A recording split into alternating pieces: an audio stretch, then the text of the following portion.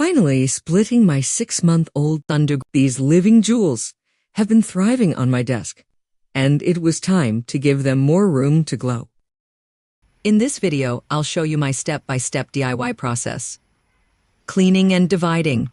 Removing old leaves and carefully separating the healthy root systems. The secret wicking setup. Using the LeGrow pot. Pro tip. Pack the dried sphagnum moss tightly into the bottom holes to ensure the wicking system absorbs water perfectly from the reservoir. Premium substrate. I use Chilean caterpillar sphagnum moss. It's clean, weed-free, and keeps the roots happy. Living topping. Finishing with a layer of fresh green moss for that forest floor look.